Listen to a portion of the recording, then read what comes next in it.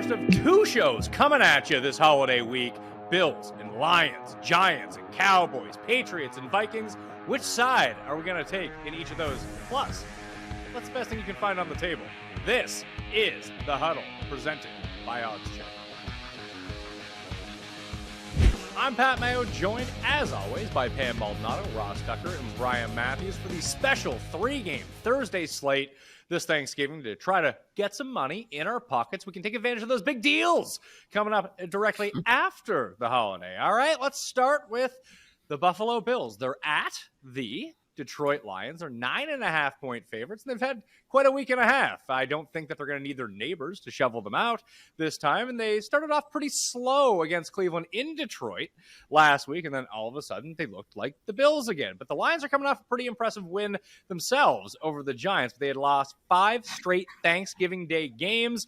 And with this line opening up at 9.5, the books aren't giving them much of a chance to break this streak outright. But a lot of the time, we're concerned about them covering the spread. Ross, what's this like on a short week? What's this like for the Bills, having played in Detroit just 4 days ago? It's one of the weirder games I can remember to kick off the slate.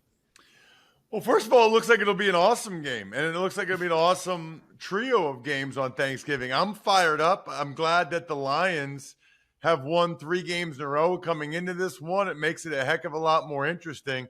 I loved playing on Thanksgiving. I love short weeks. There's like no practice. Monday, Tuesday, Wednesday, walkthroughs. Thursday, you play the game, then you get the whole weekend off. It was amazing. I started a Thanksgiving Day game for the Cowboys. The next night, I was back in Pennsylvania. I went to my 5th-year high school reunion. That was amazing. I highly recommend going to your 5th-year high school reunion the day after you start for the Dallas Cowboys. It is awesome. But as for this game, I like the Lions and the points. It's too many points. I mean, the Lions are playing well. They're feeling it. It's a tough week for the Bills. They flew to Detroit, then they go back. Oh, the snow. We're still figuring things out. Weird practice week. Then they got to fly back again. I don't think there should be this many points.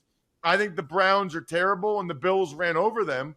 I think this will be an awesome, good, close game. I love the Lions getting these points.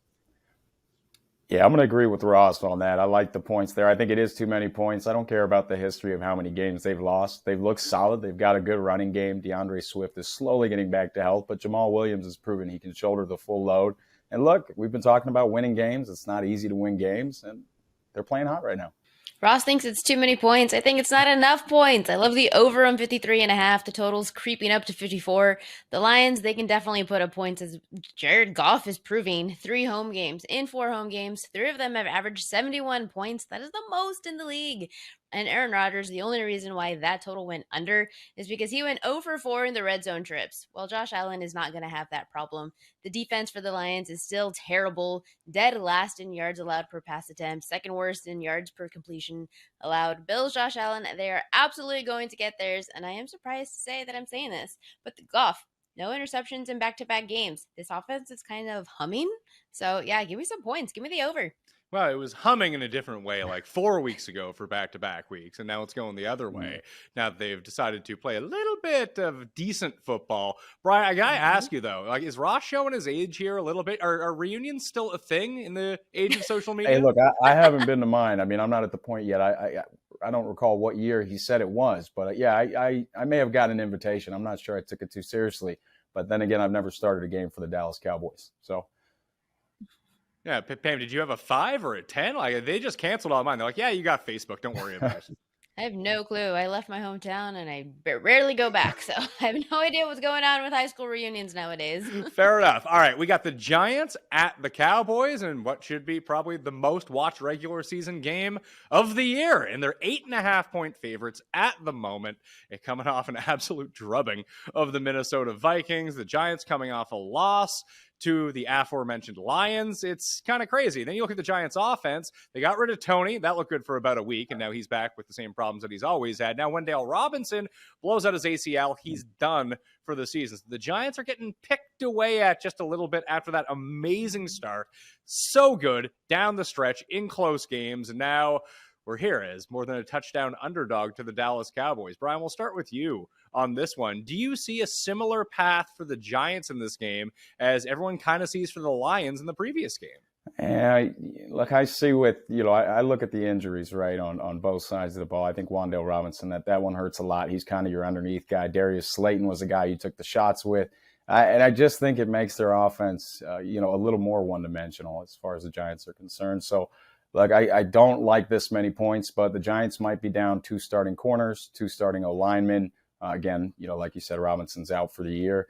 And if you look at the Cowboys, I mean, Tony Pollard, they did give him more work. They were able to ride Zeke and Pollard, and Pollard gives them a different dimension when he's able to get out of the backfield and be a member of that receiving game. But look, I don't love the points on this, but if I were to lean anywhere, I'd love to wait and see where the final injury reports shake. But the Cowboys did look really good. Their defense is going to be able to give New York some problems. It's just a lot of points for a divisional game. I love the points. I love the Giants. You know what matters? This game on Thursday, not what happened last week. Everybody the Cowboys blew out the Vikings and the Giants got beat by the Lions. Means nothing on Thursday. Means nothing when they kick the game off. Nothing at all. In fact, I would submit to you, and I know there's a school of thought as it relates to this in terms of betting. You have one team that blew out the opponent and another team that got blown out. I like to go with the team that got blown out because I think Pam will talk about this. She knows about regression to the mean, okay? Cowboys aren't going to play that well again. Giants aren't going to play that poorly again. The Giants will have a good game plan this week. They'll be similar to what the Packers did a couple weeks ago. They'll try to run the ball down the Cowboys' throat like the Packers did for the most part with Saquon Barkley. It'll be a much closer game. Cowboys probably win, but I don't think it's by double digits. Give me the Giants and the points as well. So if you guys are liking the Giants, then my play is kind of correlated which is the under on 44.5. Because if the Giants are staying in this competitively against the Cowboys, it's because they are not getting into some sort of shootout situation. And what keeps scores low is not allowing touchdowns. And both of you mentioned it, how good of the Cowboys defense has been. They have yet to allow a first quarter touchdown. That's going to help keep this total low. In fact, Dallas is also second best in touchdowns allowed. So I don't know how Giants are going to be putting up points. They're going to have to hold the Cowboys to field goals. And if that is the truth, then that's going to keep the total under 44.5. This defense is still super elite. Micah Parsons, Dorrance Armstrong, they're going to give Daniel Jones a headache this game. Let's get to the night game. You're sunken in on the couch. You really don't want to move, but now you got to watch Bill Belichick in a 1940s offense where they don't really do much of anything, but they're 6-4. They play really good defense, and you have the Vikings, who may or may not exist. Ross says that Dallas blew out Minnesota last week. I don't know. They turned the game off my TV. I have no idea what happened at the end of it. So maybe they lost by 40. Maybe they came back and won. Who knows? It's a big surprise. I guess I'll find out on Thursday night. The Vikes are 3-point favorites at home. We get primetime Kirk Cousins. Everyone knows how well that goes. So, Pam, do we see the Vikings bounce back here? Because 3 seems like a pretty low spread considering if the Vikings don't get blown out against Dallas, it's probably like 6.5. It's a low spread and not low enough of a total. I'm going to take the under 42.5. Patriots quarterback Mac Jones. He's thrown 2 touchdowns in his last 5 games. I baited him last week against the Jets because I was thinking he would have difficulty, and he still did.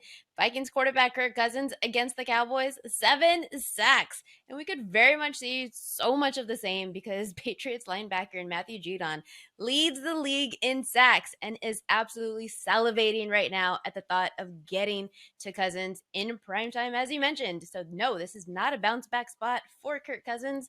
Give me the under on 42.5. It could be ugly. These games don't sound like an awful lot of fun. All these unders on Thanksgiving. I want like something fun to happen here. Brian, if you like good defense football? Yeah, Brian, what do you make of it? Yeah, this might not be the most exciting game as far as Bill Belichick and in his teams. I kind of lean toward the +3 for New England here. I just think on defense, they've been very good against the run. They've given up, I think, 62.5 yards per game over their last 3. They did play the Jets, so I don't want to look too far into that, but they are very solid defensively. So on a short week, I like Belichick to get it done. If they don't win the game, I like him to keep it within 3. Very torn on this game. I had really strong thoughts on taking the Lions and the Giants with the points. This one I could go either way. I mean, the Vikings, you got to think they're going to have a bounce back game after the Cowboys debacle. They're playing at home. Thanksgiving, and the Patriots struggle mightily on the offensive side of the ball. I mean, they can't score points to save their life. In this type of game, I usually lean towards the points, but it's a very slight lean to New England and the points because I think this number is just about right. Just about right. I don't know. I like the Vikings here in a bounce back spot. I just feel like this line would have been so much bigger 4 days ago, the advanced spread for the game. Like, are we really giving the Patriots that much credit for beating the Jets 2 out of 3 weeks? Like, come on now. The Jets, at least offensively, a bit challenged when it comes to putting up points. We'll see about that. Ross, I got to hit you with this, and everyone, I suppose, before we get out of here. You sit down at the table. Everyone's good to go. What is the first thing you're going for on the table on Thanksgiving? Ooh, now this is, I mean, I should do shows that are just this, because this is when I really get excited. Well, how about this? What if we, should we do a draft? You know, so obviously the turkey's fantastic, but the star of the show where I'm from in Pennsylvania is the filling. It's not stuffing, it's filling.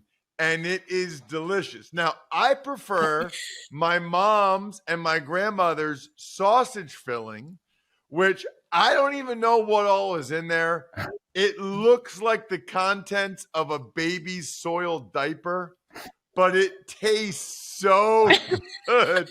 It is amazing. My mom literally, I'm never home for Thanksgiving anymore. I'm calling the Cowboys-Giants game. By the way, Cowboys have amazing press box food. I will dominate the Cowboys Thanksgiving Day spread. Looking forward to it. But I do miss being with my family on Thanksgiving. Can't remember the last time I was. And certainly miss. My mom actually saves a Tupperware container of the sausage filling that I can eat like a week later because it's that good. So any filling in general is the star. In particular, though, I'll go with the sausage filling. Hey, look, hey, if he's going to go that way, I mean, it's pretty simple for me. It starts and ends with the honey baked ham. You know, that's the showstopper for me. So it's not all, not all the time. Get it on special occasions. So I will definitely attack the honey baked ham. And you're asking a bodybuilder who spent 9 months in calorie deficit, who did 2 hours of cardio at one point each day for 2 weeks straight, which food is going to be great? It's going to be every single thing. Every piece of ham, every piece of turkey, every piece of cornbread. Oh my God. And then to top it off, maple pecan pie. I'm already dreaming about it. I'm ready. Well, I hope everyone's ready for both the food and all the picks this week, because like I said, we need to win some cash to get ourselves ready for the next holiday, because that season starts, I don't know, Friday. So why don't you tune back in on Friday to the Huddle on Odds Checker to get the full slate of games and picks for Week 12. I want to thank Pam, Brian, and Ross. I'm Pat Mayo. We'll see you then. Before I let you go, I want to tell you about a couple ways to make some free and easy money. First off is a chance to win $500 on us just in time for the holiday season. All you got to do is subscribe to our YouTube page at OddsChecker-US, and you're automatically entered to win. If you want a second entry, comment on any recent video with the item at the top of your wish list. And we're feeling generous, so we have another giveaway going. It's a brand new PS5. To enter, go follow our Instagram page at OddsChecker-US, then click on our pinned post with the PS5 on it and like the picture. All that's left is to tag 3 of your friends and you're entered to win. So whether you want $500 or a PS5, OddsChecker is making it come true. So good luck. We'll talk to you next week.